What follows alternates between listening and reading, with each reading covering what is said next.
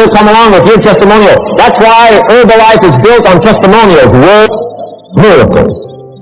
Words can help people to see something they've never seen before. And if you'll come along with your good words, you can turn on all the lights for them. Words that work, miracles. Help people to see. And when you come along and tell your story, people are going to say, before you got here, I was blind. Words can work miracles. That's why communication is so important. Words can work miracles. Words are powerful. Words are almost godlike. In fact, ancient script says the Word was God. God was the Word. Wow, words and God. What if somebody can't possibly see how they could do well, how they could become successful, how they could transform their lives and their health, their future, and their finances, spiritually, and every other way? They can't see, and you come along and share your story, and maybe borrow some other stories. And by the time you get through with a good presentation to this person, they say, now I can see.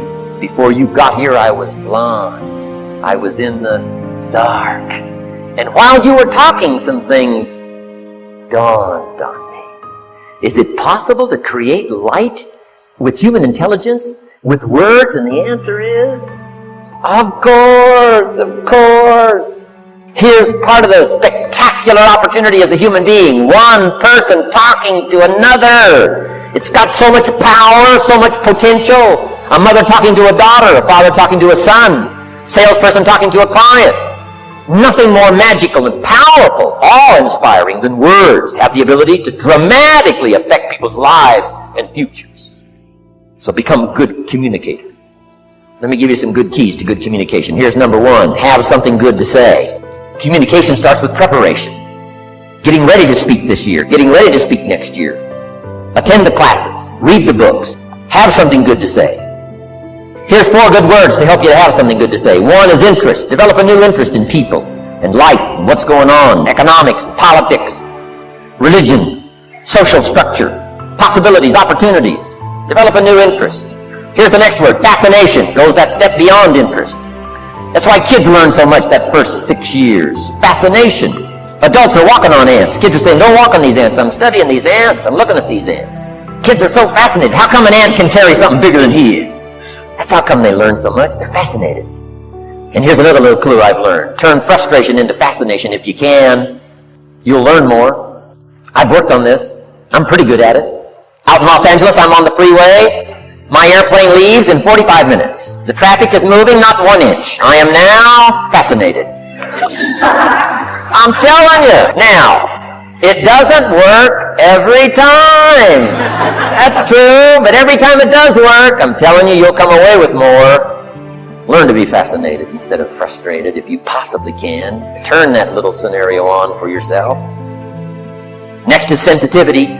You got to understand, we use the phrase where people are coming from, where they've been, what's going on. Sensitivity training is so important. People not like you, people that have got challenges and problems and difficulties. You've got to do your best to be sensitive to other people, where they find themselves, the pit they might be in currently, what's going on. Be sensitive to that. Here's 2 of the greatest things said about Jesus. 1, it said he was touched.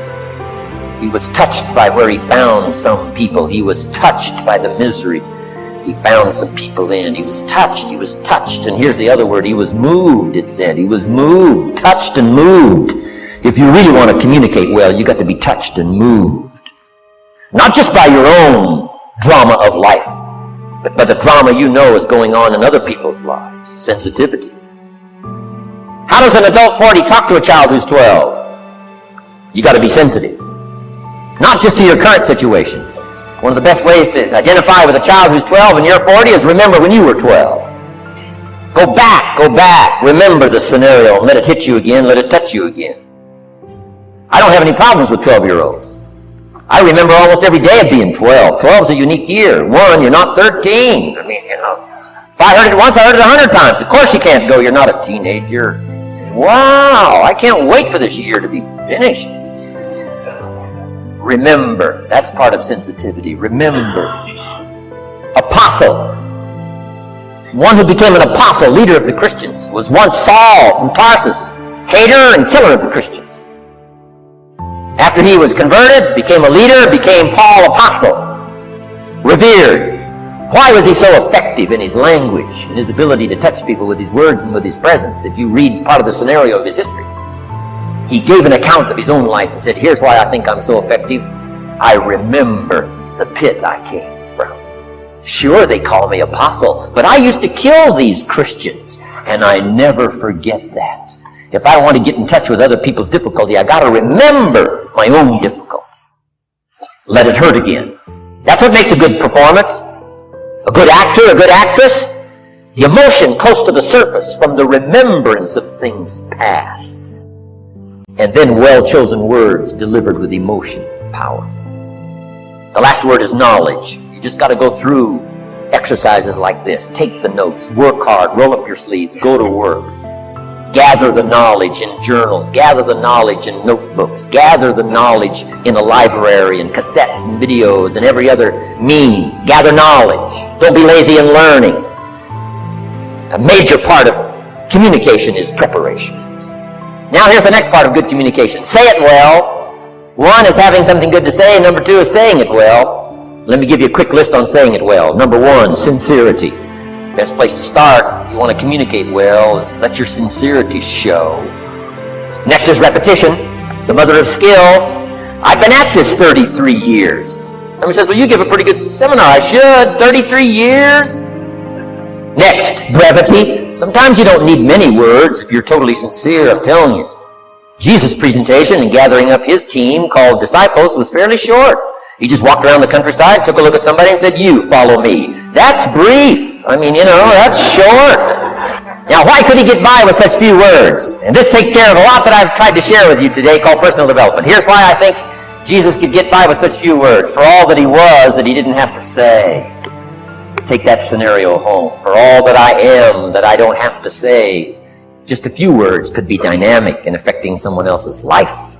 A child, a business colleague, a sales client. Next, vocabulary. Got to work on your vocabulary.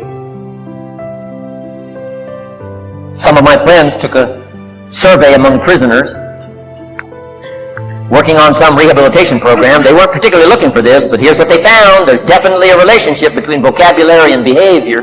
And here's what they found out. The more limited the vocabulary, the more tendency to poor behavior. And when you think about it for a while, it makes sense. Words are a way of seeing. And if you don't have a good vocabulary, you can't see very well. Can you imagine the mistakes in judgment when you can't see very well? Next, words are a way of expressing what's going on in your head, what's going on in your heart.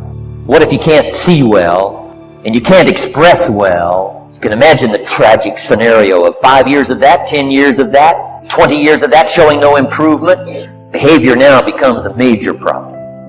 And that person's world gets smaller and smaller and smaller. Why? They can't see and they can't express. And finally, they don't need much bigger place than a 10 by 12 cell. Their world is so small anyway, don't need much bigger place. I'm asking you to stretch your vocabulary. I used to put words up on a 3 by 5 card. I drove a lot back in those days, but at the end of the day, I'd mastered 2 or 3 words. My oldest daughter, Linda, with my grandkids, starts the day with what's called the word for the day. She writes it on a chalkboard, the word for the day. And the kids memorize that word and the meaning of the word. And several times during that day, Linda, my daughter, would say, what's the word for the day? Natalie would say, superficial. And she would say, Nathaniel, what does that mean? On the surface. Why not learn a word a day? Why not add to your vocabulary so you can see more, see better, and express better? Put out in words what's in your heart, what's in your soul, what's in your mind. So say it well. Here's number 3. Number 1 was have something good to say. Number 2, say it well. Here's number 3. Read your audience. These are just simple concepts now. You got to add some of the details, but that's what I'm mainly good for is concepts. Read your audience. If you're talking to a child, you got to study the face of the child. You got to study a little body language. You got to study what's going on. So you'll know whether to shift gears, come on a little stronger, ease off a little, might be too strong, search for another illustration, soft, strong. A lot of that is dictated by reading your audience. When I first started lecturing, I had some challenges here. I was so absorbed in my notes, lecturing like this. I'm telling you, in those early days, the audience could have left and I'd kept right on going. I didn't know what was going on down here. I didn't know what was going on over here. I didn't have any idea what was happening over here. Whether I should come on a little stronger, ease back. I didn't know. I couldn't read my audience. So, read your audience. A prospect, read. Now let me give you some ways to read. Number one, by what you see. Body language tells us some things. How to shift gears, whether to go on, whether to stop. If you're talking to somebody and they're leaning toward the door, that means you gotta hurry, right? They're not gonna be here long. Body language. Guy's got his arms folded, chin tucked down. You got your work cut out for you. You're gonna have to reach deep in your bag. Find some extraordinary stories. This one's not gonna be easy. What tells you that? Reading what you see. Here's the next one. Read what you hear. You've got to read a child's impatience. Kids don't mind telling you whether they're bored or impatient. Kids' attention span is short. Doesn't last long. You got to get it said. You start talking to a child, 30 seconds they say, how long is this going to take? Whoa! Listen. Listen for the response. Now you'll know whether to shift gears, change your language, find a new illustration, soften, stronger. Read your audience. Read what you see, read what you hear. And here's one of the most important. Read what you feel. Now, women are probably better at this than men when it comes to picking up emotional signals. Men, they can see, and men, they can hear. But it takes a little training for a man to pick up those emotional signals that are so important so you don't say the wrong stuff. Because it's so easy to make a mistake in language. What if you meant to say to someone you care about? What if you meant to say, what's troubling you? And instead you said, what's wrong with you? Communication. So read the emotional signals. If we could learn from the women on this emotion. Women have this uncanny antenna, picking up this stuff. Woman says, doesn't feel right. I mean, what does that mean? It doesn't feel right. It doesn't feel right. Women have got it though. Seems to be built in. Especially danger. Women pick it up quicker than men. It's built in, I think.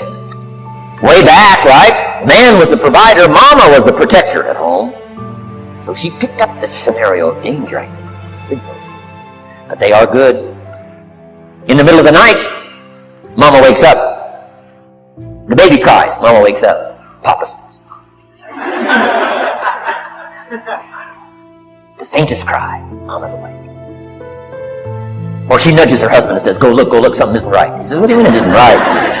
She says, no, go look. He said, hey, everything's okay. She says, go look. He says, okay. And he gets out of bed, goes downstairs. The front door is open. How did she know that? We don't know. I mean, she just knows. And I'm telling you, it's so valuable in communication to be able to pick up the emotional signals as well as what you see and as well as what you hear. It's so important. But women are good. Ancient scenario says this: there are shepherds and there are sheep and there are wolves. What a good life scenario. But it doesn't stop there. This ancient scenario says also, some wolves are so clever, they've learned to dress up like sheep. Now you gotta have a woman. Gotta have a woman. Man says, looks like a sheep, talks like a sheep. Woman says, ain't no sheep. Take my word for it. They know. Read. Pick up the signals. Don't ignore the signals. Develop this personal development scenario, communication, financial independence, and all the rest. Now here's the last part. Intensity. Words mixed with emotion. Words mixed with hate. Words mixed with love.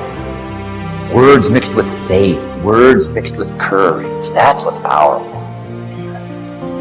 Words have a certain effect, but words loaded with emotion have an incredible effect. If I had a little straight pin, right? Guy buys a shirt, it's got all these little pins in it. I take out all these pins. If I took one of those little straight pins and I threw it at you, and let's say it reached you and hit you in the face or hit you in the hand, you'd feel it. This little straight pin. You'd feel it. That means I got you with my words. But what if I took that little straight pin and wired it to the end of an iron bar about that long? See, I could drive that pin through your heart. The pin is the words, the iron bar is the emotions. The emotions. Here's the best I could share with you. Put more of you into what you say. Don't be casual in language. Don't be casual in words. Casualness leads to casualties on the freeway and in communication. Don't be lazy in learning good communication, and put more of you. Now here's the last thought. The emotions must be measured. It can't be too much for the occasion if it's not called for. In leadership we teach, don't shoot a cannon at a rabbit. It's effective, but you've got no more rabbit. So here's some of the most powerful scenario in communication. Here it is. Well-chosen words mixed with measured emotion. The basis of affecting people with good communication. Well-chosen words mixed with measured emotion. And one last point on communication. The more you care, the stronger you can be. The more you care as a mother, the stronger you can be with your children. The more you care as a father, the stronger you can be. The more you care as a leader, the stronger you can be in helping to solve problems, getting on somebody's case. The more you care. But you gotta care. I don't mind a minister consigning my soul to hellfire for my sinful ways. I don't mind that. If he believes it, I don't mind him consigning my soul to hellfire for my sinful ways, as long as he does it with tears and not with joy. If you're going to preach a message on hellfire and consign people to hell's fire, you got to cry and sob your way through a sermon on hellfire. We would all dismiss as a performance a dry-eyed sermon on hellfire. You can't legitimately preach hellfire unless your heart breaks. Otherwise, it's a performance. Otherwise, we could all dismiss it. Why? The heart's not there. There are some conversations that don't make sense.